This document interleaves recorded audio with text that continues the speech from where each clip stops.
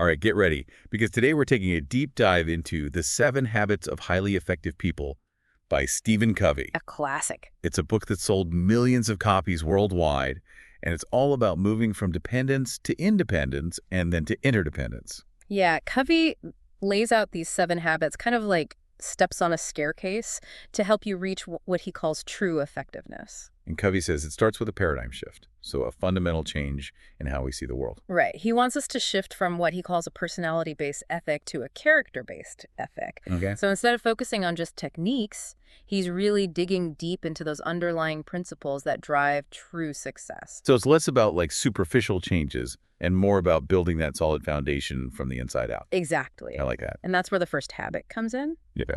Be proactive. So is that more than just taking initiative?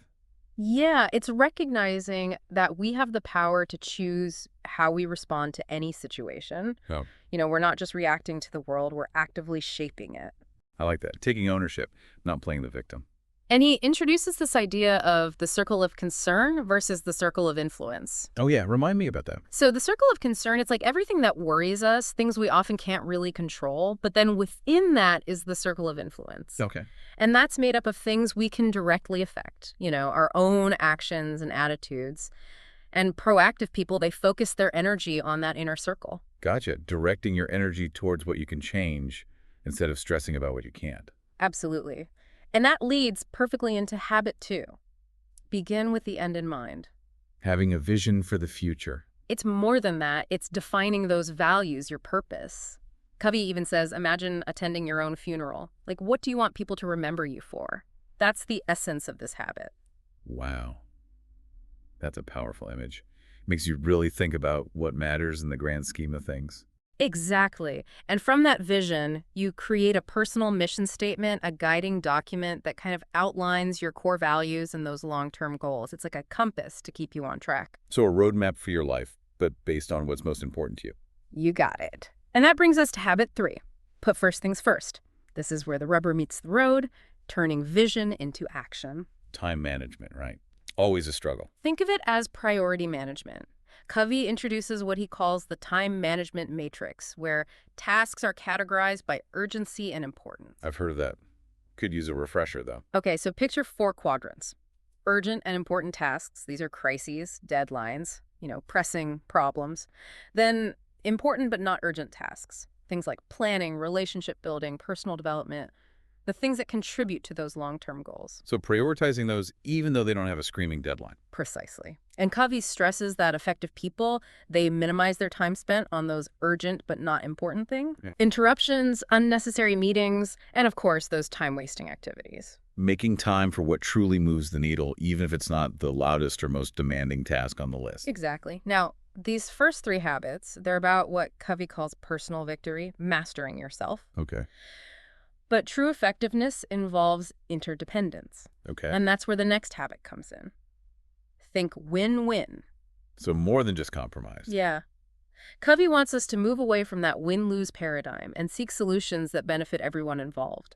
Collaboration, abundance, believing there's enough success to go around. I like that, moving from competition to cooperation. Right. And it requires a shift in mindset. Covey actually outlines 6 paradigms of human interaction. 6? Yeah.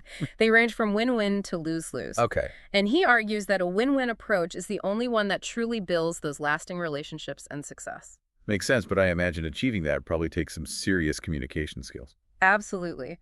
And that brings us to habit 5. Seek first to understand, then to be understood. Empathetic listening. I feel like that's something we could all get better at. Right. What's Covey's take on this?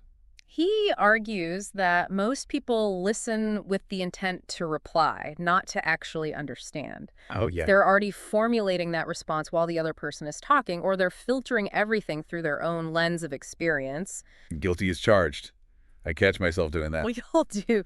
But to truly connect, you need to practice what Covey calls empathetic listening. It's like the highest level of listening. Yeah. It's about putting yourself in their shoes, seeing the world from their perspective. So more than just hearing the words, it's understanding the feelings, the meaning behind them. Exactly. And that can totally transform your interactions. When people feel heard, understood, it builds trust, strengthens that connection, and then creates an environment where you can effectively communicate your own perspective. Okay, so we've built a foundation of personal effectiveness, shifted to a win-win mindset, and now we're really listening to understand others.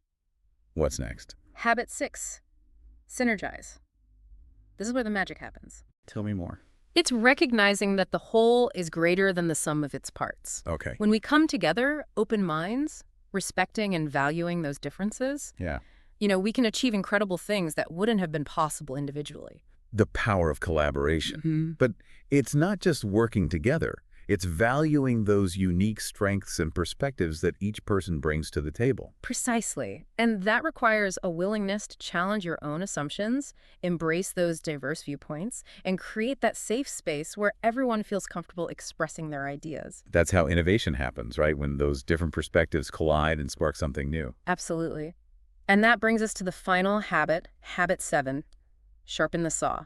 This one focuses on self-renewal. Taking care of yourself so you can keep showing up as your best self. Exactly. Covey uses this analogy of a lumberjack who keeps sawing at a tree, but eventually the saw gets dull, ineffective. To keep working effectively, he needs to take a break and sharpen the saw. I see the parallel.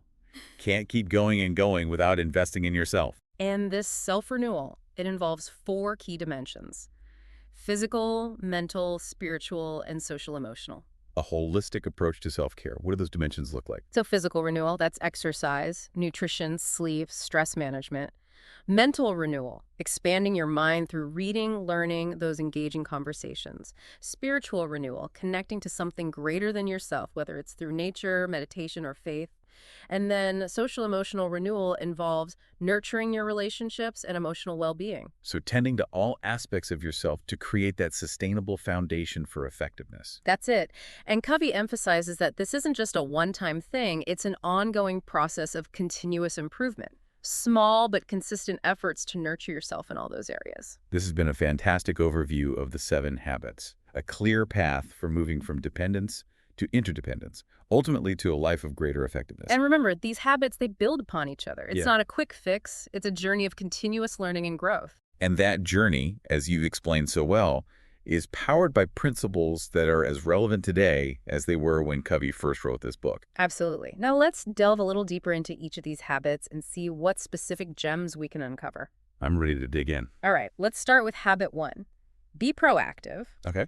Covey makes this powerful distinction between what he calls reactive and proactive people. Okay, I'm intrigued. What's the difference? So reactive people, they're driven by external circumstances. Their mood, their actions is determined by what's happening around them, the weather, the traffic, other people's opinions. Okay. Proactive people, though, they're driven by their values. They choose their response regardless of those external circumstances. Okay. They focus their energy on what they can control and take responsibility for their choices and actions. So it's like choosing to focus on your circle of influence, like you mentioned earlier. Exactly. And he gives this great example in the book.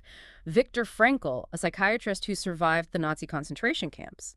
Even in the face of unimaginable suffering, Frankl found a way to choose his response. Wow. He focused on what he could control: his thoughts, his attitude, and he found meaning and purpose even in the midst of those horrific circumstances. That's a powerful example.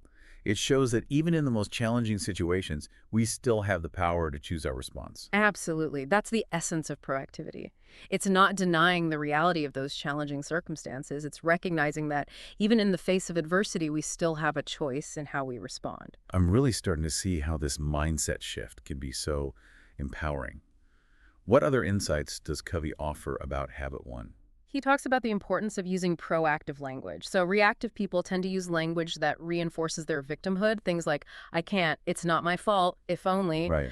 But proactive people use language that reflects their choice and responsibility. I choose, I will, I'm responsible. So even the way we talk to ourselves can either empower us or keep us stuck in that reactive cycle. Exactly. And Covey emphasizes that this is an ongoing practice. We're not going to be proactive 100% of the time. Sure. But the more we cultivate this habit, the more we realize that we do have the power to choose our response to any situation. That's such a liberating concept. I can see how embracing proactivity could have a ripple effect on all areas of life. Absolutely. It's about taking ownership of your life rather than letting circumstances dictate your happiness and your success. Okay, I'm feeling pretty inspired to be more proactive. What's next on our journey through the 7 habits? Let's move on to habit 2. Begin with the end in mind. This habit challenges us to step back and ask those big picture questions. Okay. What do we want our life to stand for? What legacy do we want to leave behind? It's about defining those values and creating a vision for our future, right?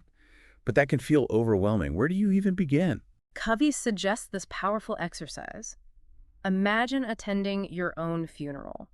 What would you want people to say about you? What kind of impact would you have wanted to have made on the world? Whoa, that's intense. Hmm. But I get it. It's about thinking beyond the day-to-day and considering the bigger picture of what you want to accomplish in your life. Exactly. And Covey argues that this applies to all areas.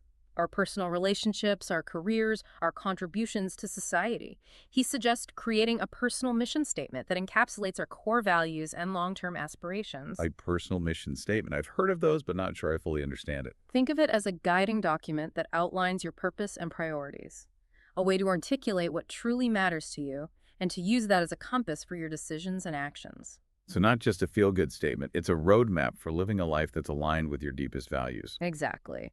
And Covey offers some practical guidance on how to craft an effective one. Oh, I'm all ears. Tell me more about that process. He suggests starting by identifying your roles and goals. Like, what are the key roles you play in your life? Parent, partner, friend, employee, community member. Yeah.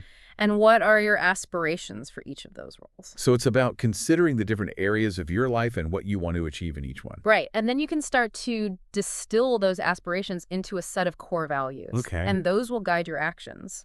And Covey emphasizes that this is a deeply personal process. Right. There's no right or wrong answer. The key is to be authentic to yourself. Create a mission statement that resonates with your heart and soul. It's your unique blueprint for a fulfilling life. Exactly. And once you've crafted it, he encourages you to review it regularly and to use it as a touchstone for your decisions. Okay. Does this choice align with my values? Does this action move me closer to my goals? It's a way to stay focused on what truly matters, even when life gets busy and chaotic. Absolutely. And he emphasizes this is an ongoing process. As we grow and evolve, our mission statement might need to be revised. The key is to use it as a compass, a guiding star.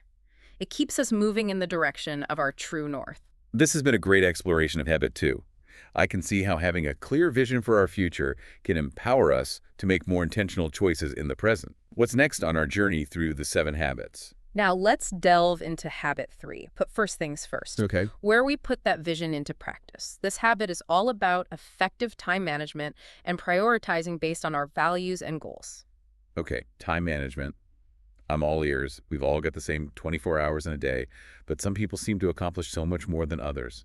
What's the secret? Covey argues that it's not about time management, it's about priority management. Okay. And he offers a brilliant tool to help us do just that. It's called the Time Management Matrix. I've heard of that. Remind me how it works. It's simple but powerful. We divide our tasks into 4 quadrants Okay. based on urgency and importance. Quadrant 1, tasks that are both urgent and important. Crises, deadlines, pressing problems. Gotcha. Quadrant 2, tasks that are important but not urgent. Things like long-term planning, relationship building, personal development. Yep. Quadrant 3 is urgent but not important tasks. Interruptions, unnecessary meetings, some emails. And quadrant 4 is for tasks that are neither urgent nor important.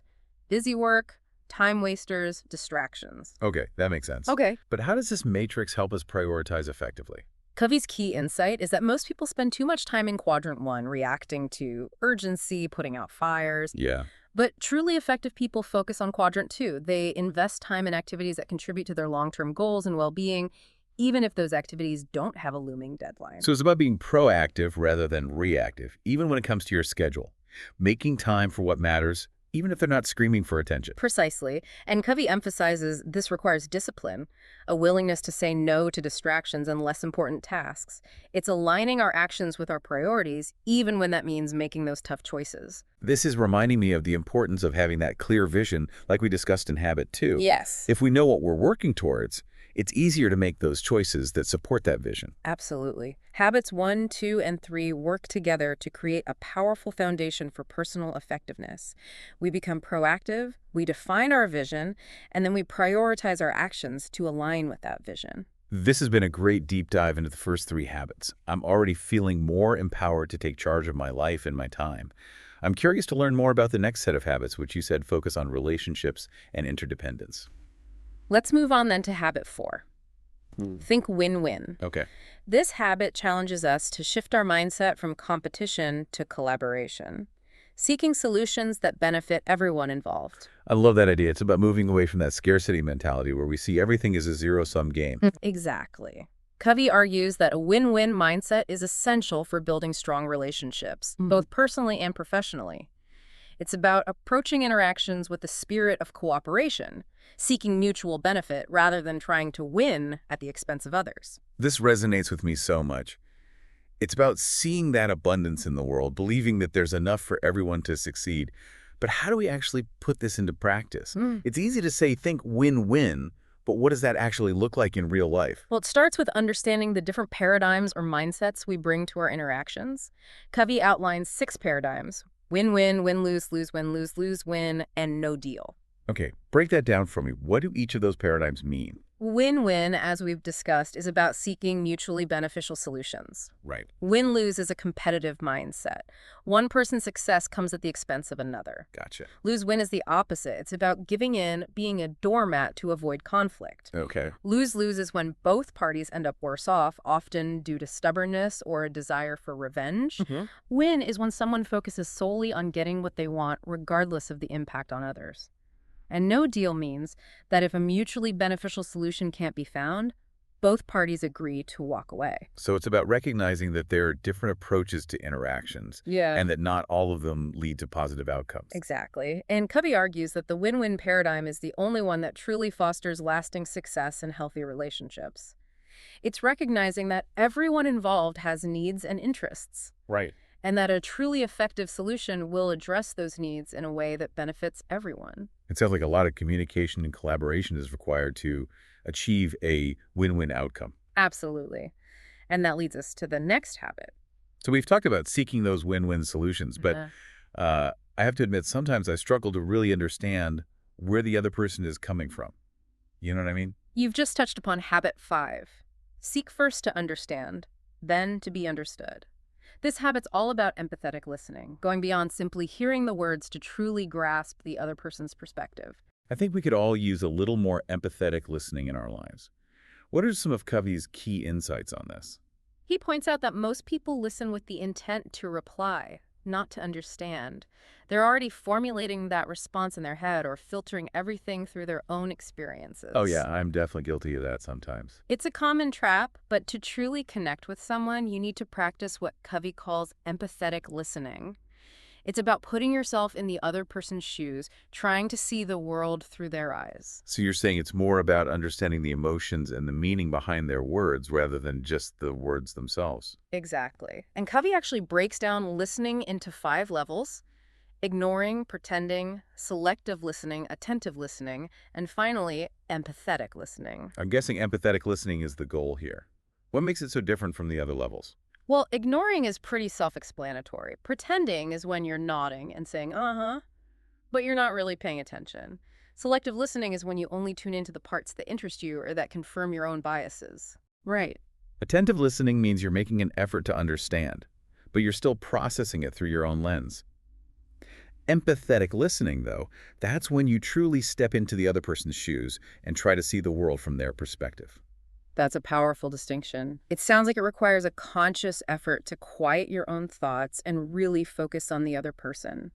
Absolutely. Oh, yeah. And Covey offers some great techniques for developing this skill, like rephrasing the content to make sure you're understanding correctly and reflecting the feeling to acknowledge the emotions the other person's expressing. So you're not necessarily agreeing or disagreeing, you're simply acknowledging their experience. Exactly. And that validation can have a profound impact. When people feel truly heard and understood, it builds trust, deepens connection, and it really opens the door for more authentic communication. This is making me realize how important empathetic listening is in all relationships, not just personal ones. You're right. It's crucial in any situation where collaboration and understanding are key. Yeah. And that leads us perfectly into habit 6. Synergize. Synergy. I love this concept. It's like when the sum is greater than its parts, right? Exactly. Covey describes synergy as the highest activity in all of life. It's about recognizing that everyone has unique strengths and perspectives to contribute, and when we combine those strengths, amazing things can happen. So it's more than just teamwork. It's about valuing those differences and creating something truly innovative. You got it. And to achieve synergy, you need to foster an environment where people feel safe to express their ideas, even if they're different from the norm. That requires trust, respect, and a willingness to challenge your own assumptions. It sounds like a recipe for creativity and groundbreaking solutions. Absolutely. And it's a powerful reminder that we can achieve so much more when we work together with a spirit of openness and collaboration. This has been an eye-opening exploration of these first 6 habits. We've covered a lot of ground, from personal effectiveness to empathetic listening and the power of synergy. But I'm curious about the final habit. What does Covey have to say about maintaining this level of effectiveness over time? That brings us to habit 7. Sharpen the saw. It's all about self-renewal and continuous improvement. Investing in yourself so you can continue to grow and thrive. Okay, so it's like taking a step back to recharge and refocus, so you can keep moving forward with clarity and purpose. Precisely, Covey uses the analogy of a lumberjack who's been sawing away at a tree for hours. His saw becomes dull and ineffective. To keep working efficiently, he needs to take a break to sharpen the saw. That's a great analogy. Yeah. We can't expect to keep operating at our best if we don't take time to care for ourselves. Exactly. And Covey emphasizes that this self-renewal should encompass 4 key dimensions: physical, mental, spiritual, and social-emotional. So it's a holistic approach, Yeah. recognizing that all these dimensions are interconnected. Absolutely. Physical renewal involves things like exercise, nutrition, sleep, and stress management. Mental renewal involves expanding your mind through reading, learning, and stimulating conversations. Spiritual renewal involves connecting to something greater than yourself, whether that's through nature, meditation, or faith. And social-emotional renewal involves nurturing your relationships and emotional well-being. It sounds like it's about finding a balance, nurturing all aspects of yourself to create a sustainable foundation for a fulfilling life. That's the essence of habit 7. It's about recognizing that self-care isn't selfish, it's essential. It's the key to maintaining long-term effectiveness and showing up as your best self in all areas of your life. This has been an incredible journey through the 7 habits. You brought these concepts to life in such a clear and insightful way. I feel like I have a much deeper understanding of what it truly means to be effective. It's been my pleasure to share these insights with you. And remember, these habits are not a destination, but a journey. It's about continuous improvement, always striving to align your actions with your values and to become the best version of yourself. And as we wrap up this deep dive, what's one key takeaway you'd want our listener to remember from Covey's 7 habits? That's a great question. I think the core message that runs through all 7 habits is the power of choice. We're not simply products of our circumstances. Uh, We have the ability to choose our response to any situation, Right. to shape our own destiny. That's so empowering. It reminds me of that quote, "The only thing we can control is our reaction to things." Exactly. Covey emphasizes that we are not victims. We have agency. We can choose to be proactive, to define our own values and goals, to prioritize what truly matters, to seek win-win solutions, to listen empathetically, to synergize with others, and to continuously sharpen our saw. It's about taking ownership of our lives rather than letting those external factors dictate our happiness and success. Precisely. And the 7 habits provide a roadmap for doing just that. It's a framework for living a more intentional, fulfilling, and effective life. This has been such an incredible deep dive. Thank you so much for walking me through the 7 habits. Yeah. I feel like I have a whole new toolkit for navigating the complexities of life. It's been my pleasure. And remember, the journey to effectiveness is ongoing. Right. It's about making small, consistent efforts to align your actions with your values and to become the best version of yourself. That's a great reminder. Yeah. As we wrap up this deep dive, I want to leave our listeners with something to ponder. Covey talks about the importance of moving from dependence to independence and ultimately to interdependence. What do you think is the key to making that transition? I believe the key lies in embracing all 7 habits as an interconnected whole. Okay. They work together to create this virtuous cycle. As we become more proactive and define our values, we naturally prioritize what's important. When we seek those win-win solutions and listen empathetically, we build stronger relationships. And as we synergize with others and continuously sharpen our saw, we unlock our full potential both individually and collectively. That's a beautiful way to sum it up. Yeah. It's about recognizing that true effectiveness is a holistic endeavor. Yeah, It involves all aspects of ourselves and our interactions with others. absolutely. So keep exploring these habits, keep practicing, keep growing, and I have no doubt you'll discover the transformative power of Covey's timeless wisdom. Thank you again for joining me on this deep dive into the 7 habits of highly effective people. I hope you found it as insightful and inspiring as I have. It's been a privilege to share this journey with you. Until next time, keep seeking knowledge, keep diving deep, and keep striving to live a life that matters.